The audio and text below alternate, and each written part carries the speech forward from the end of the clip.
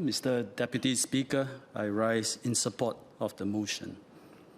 At each opening of Parliament after a general election, it is customary for the PAP government to reflect on our continuing political journey, what the people have told us with their votes during the GE. We then take stock of where we are and what we need to do from here. And this is what I will do today. GE2025 was held against a global backdrop of war and uncertainty. It was also the first GE since the leadership transition. The stakes were therefore very high, as the outcome would shape how Singapore responds to the challenges ahead and would set the tone for our politics for the next 5 years. It was a hard-fought election. In the end, Singaporeans made a decisive choice. Singaporeans gave the PAP a clear mandate to govern. We held our ground and increased our vote share from 2020. At the same time, the WP consolidated their ground in the constituencies they won in 2020 and increased their representation in Parliament by gaining 2 NCMP seats. We are witnessing firsthand this outcome reflected in the chamber today. The PAP with a decisive majority and in a position to act fast and adapt to changes in our environment for the benefit of Singaporeans. And at the same time, the WP is now the only opposition party in Parliament with a sizable presence to provide a check on the ruling party. This is the outcome Singaporeans chose. Voters have clear expectations of the role they want each party to play. The PAP as the government they want, and the WP as the opposition they want. Each party now has the important task of fulfilling the roles the electorate expects of us. How we perform our respective roles will influence our nation's political development. This is just as critical as economic or social development. Because having the right politics that preserves our values and maintains trust in the system of governance is essential. It keeps our social order intact and allows individuals and communities to flourish. Without the right politics, our society will be broken, and no amount of economic growth or government programs will be able to put things right. So what is right for Singapore? And how should we, as elected representatives, do right by Singapore and Singaporeans? As we reflect on GE 2025, these are my key takeaways, and there are 4. First, GE 2025 showed that Singaporeans value a stable and effective government that will safeguard our well-being. The uncertain global and economic environment was undoubtedly on Singaporeans' minds when we went to the polls. Voters therefore leaned towards stability, choosing a government with a proven track record of steering the country through crisis. We did so after September 11, during the global financial crisis and the COVID-19 pandemic. Given the global circumstances, I believe Singaporeans also want a government that not just takes care of domestic concerns, but also defends Singapore's interests on the global stage, ensuring that Singapore stands tall amongst the community of nations. We on this side of the House, therefore, cannot be complacent. We will continue to step up our efforts to engage Singaporeans, understand the people's concerns, and address them. We will uphold the PAP's ethos, always think and plan long-term to serve the current and future generations of Singaporeans. Now, the second lesson is that our political system is still evolving. The GE 2025 results show that Singaporeans want the PAP to remain in government to act decisively for Singapore. At the same time, the people also want an opposition in Parliament as an alternative voice and to provide a check on the government. Let me share a story. Not long after GE, I went to a coffee shop queuing up for zhi cha. After I ordered, I chatted with fellow patrons, middle-aged couple. They turned out to be my resident. They said, we live in Sembawang too. And we had a very friendly chat, very good chat. They were very friendly to me. They said opposite our house, Bukit Canberra, there was wonderful swimming pool, polyclinics, hawker center. And finally, when they got their food, they were leaving. They said, Minister, I want to tell you, I didn't vote for you. Because we have to give the opposition a chance, after all that friendly talk. But this is the reality the PAP is facing. We may work hard, we deliver for residents who may even say they like us, yet they vote for the opposition, while expecting that the PAP will still return to government. Voters like this couple did not form the majority in Sembawang during GE25. If their numbers had been bigger, I might not be standing here today. Neither will Mariam. The PAP understands and accepts our voters' desire for an opposition. That is why after GE 2020, then Prime Minister Lee formalized the position of the leader of the opposition. In GE 2025, even before the campaign began, we said that the chances of an opposition wipeout were zero. And we were right. The election outcome suggests that Singaporeans are judiciously balancing between having PAP as government and an opposition presence as a check and balance. Calls for 1/3 of the seats to be held by opposition did not sway voters. The WP, in fact, deliberately chose to contest fewer than 1/3 of the seats. I do not think this was solely for lack of suitable candidates. It was a considered, strategic decision, reading the mood of the electorate. Collectively, Singaporeans decided to maintain the parliamentary composition of the previous term.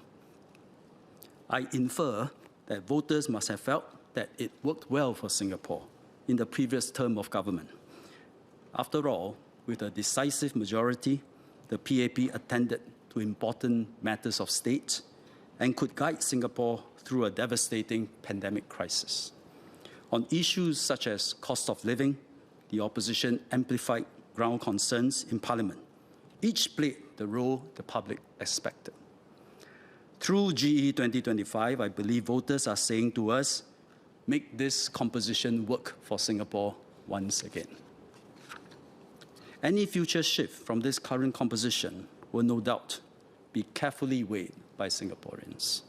Voters' judgment will depend on many factors, such as the quality of candidates on both sides, the performance of the PAP as a ruling party in leading the country, our sensitivity and response to ground concerns, the performance of the WP as a responsible opposition voice, as they characterize themselves, and the standards of honesty and integrity displayed by both parties. This is a dynamic balance. It is not fixed in stone. It is quite possible other opposition parties besides the WP will come in the next time. They certainly are working hard to remain players. This is part of our political evolution.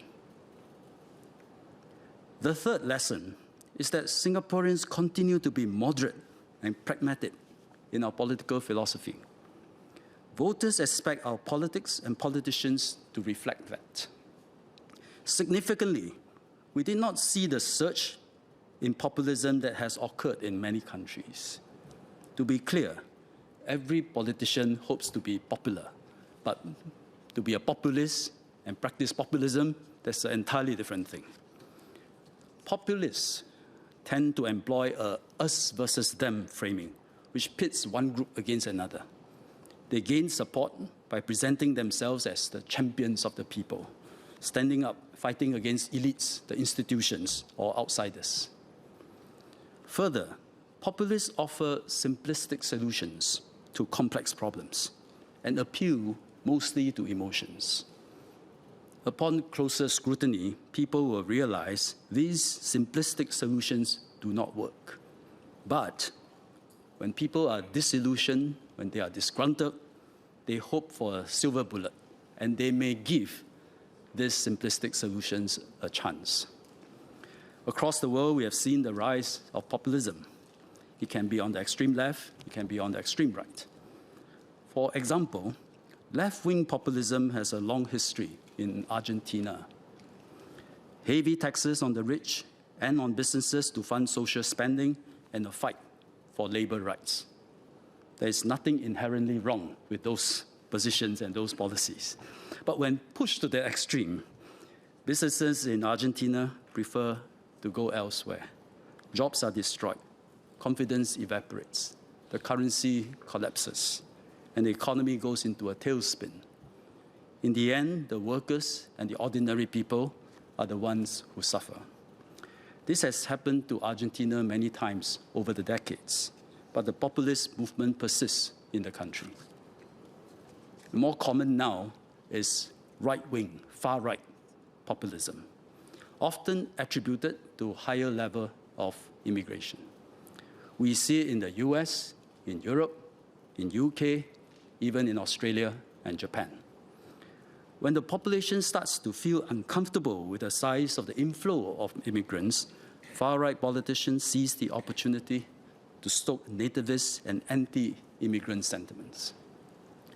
Populism takes societies on the road to ruin, creating irreconcilable rifts between communities and fueling xenophobia and racism.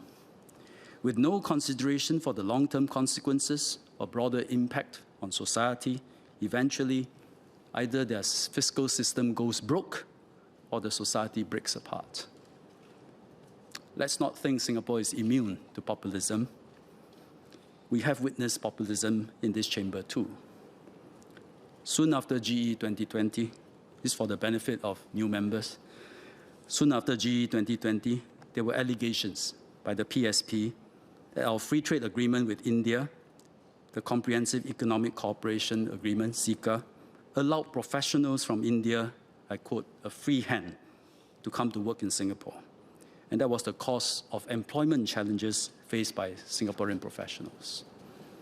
It was a seductive and simplistic argument, which took on an ugly racial tone. CECA-themed websites sprouted, filled with disturbing xenophobic views. Minister Shanmugam called out the behavior in Parliament. I was a former trade negotiator. I knew the allegations were false, and I volunteered to deliver a ministerial statement on how FTA works, to debate the PSP, and to clear the air. Then Minister Tan See Leng explained what the government was doing to address the challenges faced by Singaporean professionals, which were not caused by the FTAs. More constructive engagement helps build up our defenses against populism. But the best defense against populism is for the people to reject it. To our great relief, that was what happened during GE 2025. No party or candidate won any seat by proposing unsustainable social welfare programs, tearing down institutions, or by stoking anti-foreigner sentiments. Instead, our better angels prevailed. But we must understand this. Populism doesn't appear out of nowhere, out of thin air. It arises from genuine, understandable concerns amongst our people over the inequality they see in society or excessive competition for jobs and space from foreigners. Hence, the seeds of populism exist in every society. The question is whether these seeds are allowed to take root and grow. Anyone who peddles soft, partial truths, easy but incomplete solutions, waters these seeds. Anyone who refuses the hard cognitive work of formulating rational policies provides fertile ground for these seeds. The PAP government's job is to be keenly aware of what Singaporeans may be concerned about, address these concerns early, openly, and sensibly, and not let them fester and turn into something ugly that feeds populism. We did that hard work during the last term of government, and we will continue to do so. I should also add that although we kept populism at bay during GE 2025, we came dangerously close when race and religion got mixed with politics. The Prime Minister himself had to call this out in the middle of the campaign. If things had played out differently, there would have been dire and lasting implications for the unity, harmony, and the very fabric of Singaporean society. We will have more to say about this later in this debate. Now, the final lesson from this GE is that Singaporeans are holding political parties to higher standards. This includes demanding more substantive information and arguments during an election. Digital media is here to stay. It has led to a torrent of memes and attention-grabbing short videos popping up online, especially during the campaign. Many offer nothing more than a moment of entertainment or an emotional outlet. Some amount of such froth and frivolity is unavoidable during election season. But I do not think that the average voter has therefore become frivolous as a result. On the contrary, Singaporeans are becoming more discerning, demanding quality information on policies put forth by various parties. The fact that Singaporeans take their duty as voters seriously was particularly apparent during GE 2025, when voters attended rallies. If they missed it, they watch it online, some watch a second time. Many turned to long-form podcasts, invested time to listen to candidates' motivations and opinions. They left thoughtful comments and suggestions for candidates to think about. Voters showed us that they are not easily persuaded by slogans or catchy phrases alone. They carefully weigh in-depth opinions and substantive explanations of policy proposals, while populist and simplistic proposals were treated with suspicion. This willingness to take the time and trouble over political issues that we saw emerge during GE 2025 may well be the defining characteristic of the Singapore voter, but we cannot take it for granted. Shortly after the hustings, the leader of the opposition appeared on the podcast If Kedua Sekejap in Malaysia and said that the PAP avoided engaging on difficult issues during the campaign. I have a different view from Mr. Singh. In fact, I think there was substantive discourse during the GE 2025 campaign. When the issue of GST came up again during the GE,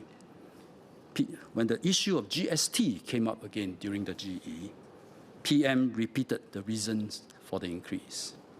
Ministers spoke at rallies and went on podcasts to further explain our policy positions. The fact that the subject of GST did not catch fire during the campaign does not mean there was no discourse. It means that the PAP's explanations went at least some way to soothe people's natural unhappiness over a tax increase. Hence, more importantly, political discourse should not just happen during election campaigns. A hallmark of good governance is sustaining it throughout the term. And we have been engaging Singaporeans in this House, in and outside this House, on issues such as housing, cost of living, and immigration.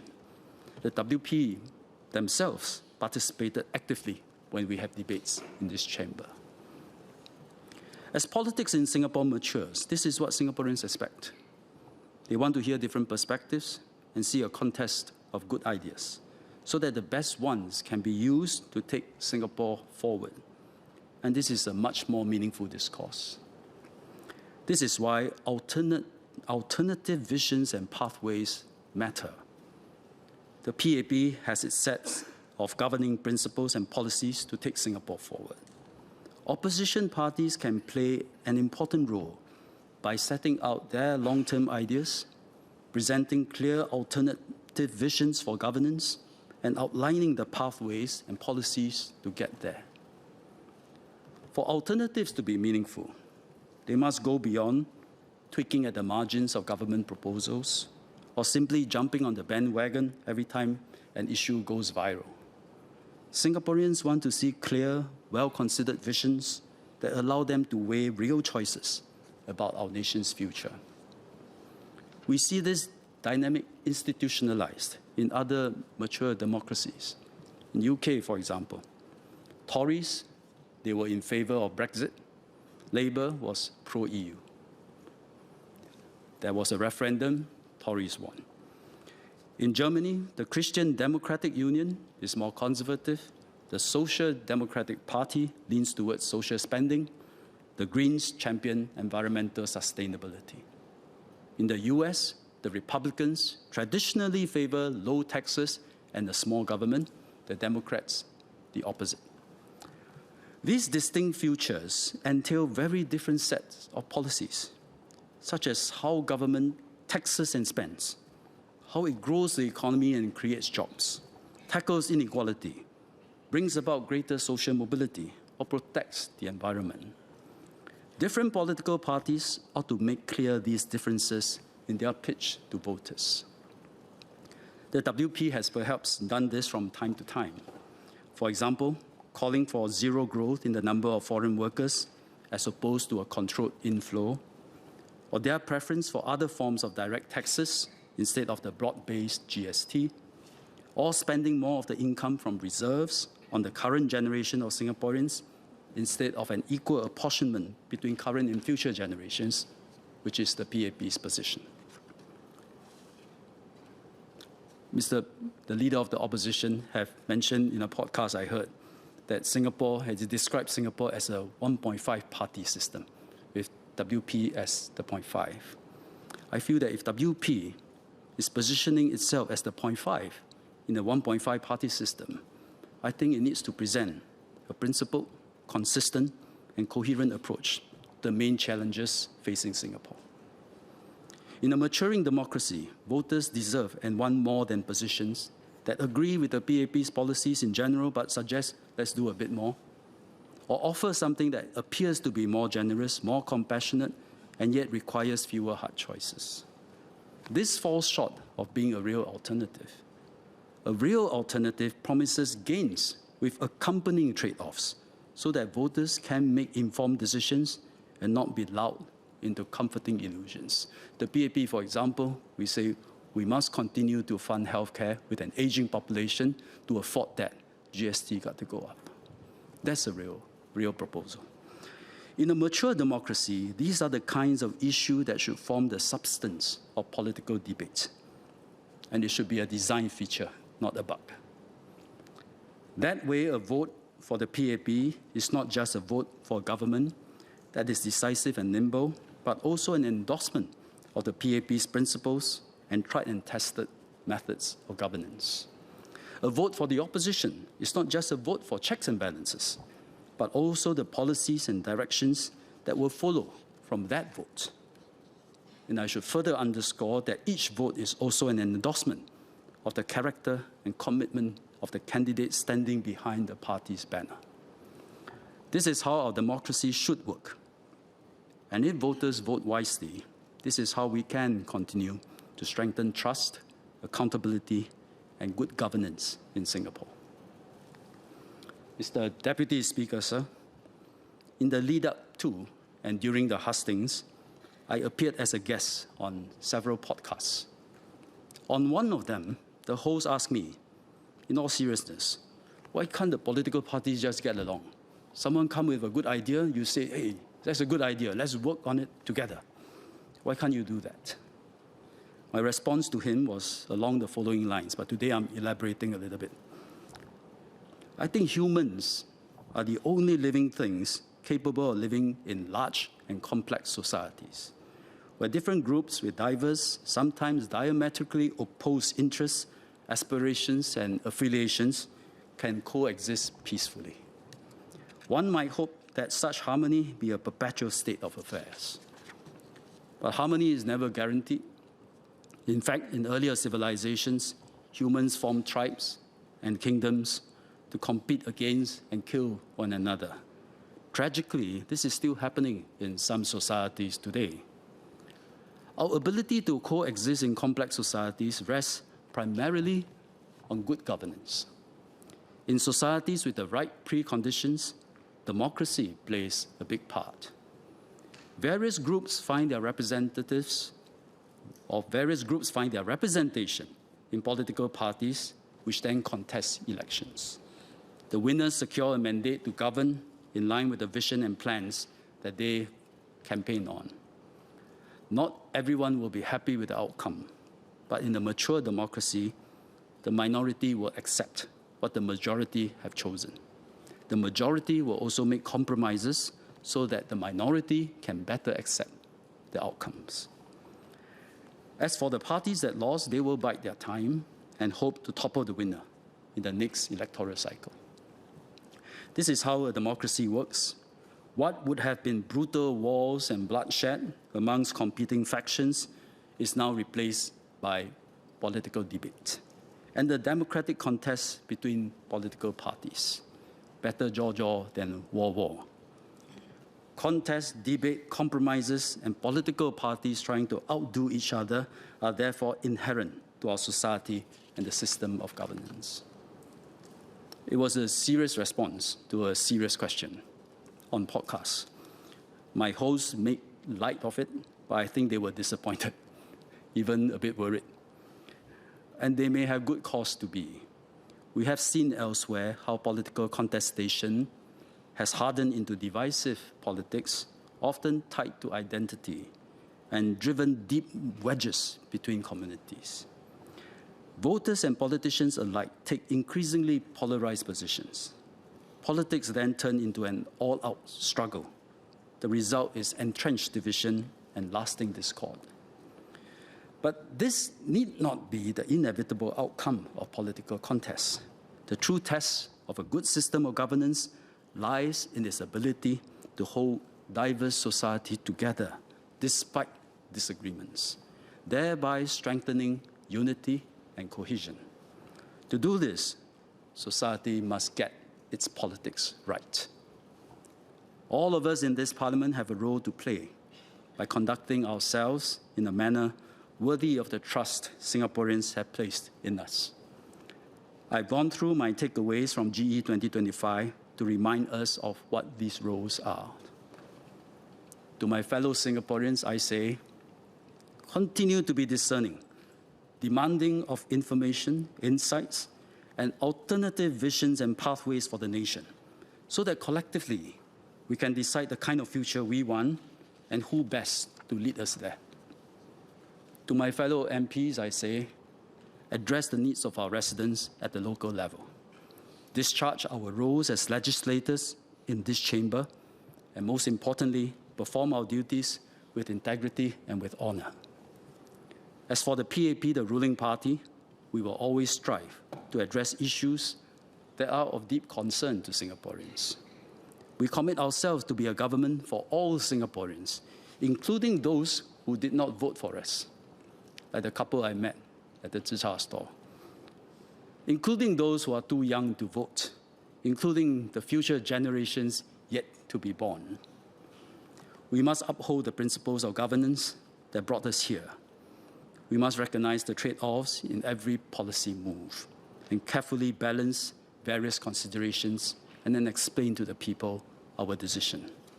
Above all, we must always think long-term for Singapore. As for the WP, I hope you are, as you have described yourself, a loyal and responsible opposition, deserving of your significant presence in Parliament. That means remaining loyal to Singapore, to our people, and to the national values that have brought us peace, stability, and progress over the last 60 years. As the sole opposition party in Parliament, the WP must justify its standing and develop its own alternative vision, policies, and pathways for Singapore. An alternative path and vision are the essence of democratic discourse, and also what a more discerning and informed populace expects to see. And there are some cardinal rules that all political parties must abide by, whether in or out of Parliament. Integrity in politics is crucial on both sides of the aisle. Singaporeans have come to expect high standards of honesty and accountability from the government and the governing party. These same standards must apply to opposition parties, particularly those which present themselves as a serious alternative. Whether it is the Prime Minister or the leader of the opposition, the same standards must be upheld, both by the persons themselves and by the public. Unfortunately, from time to time, we will have members that commit acts that are unethical, even illegal. Human nature being what it is, no political party is immune to that. But when that happens, how we respond as a political party matters.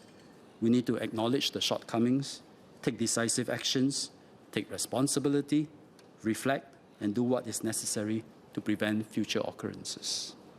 We have an overriding duty to preserve the integrity of our institutions and of the political system as a whole. The President also spoke about needing to prioritize our unity and resisting any politics that seeks to divide Singapore and Singaporeans. Regardless of which side of the House we sit on, we must never allow foreign actors to influence what is for Singaporeans to decide. We must not exploit foreign controversies for domestic political advantage, nor allow foreigners to exploit our domestic politics to drive a wedge in our society. We must protect our common space, reject populism, never pit one group against another, nor sacrifice the common good for narrow interests or short-term political gains. I hope everyone in this chamber will agree with what I just outlined. It is my sincere wish that both sides of this House will come together in this long-term endeavor to forge a strong system of governance for Singapore, and for all Singaporeans, regardless of race, language, religion, or political affiliation. Only then can politics truly serve the greater good of our country.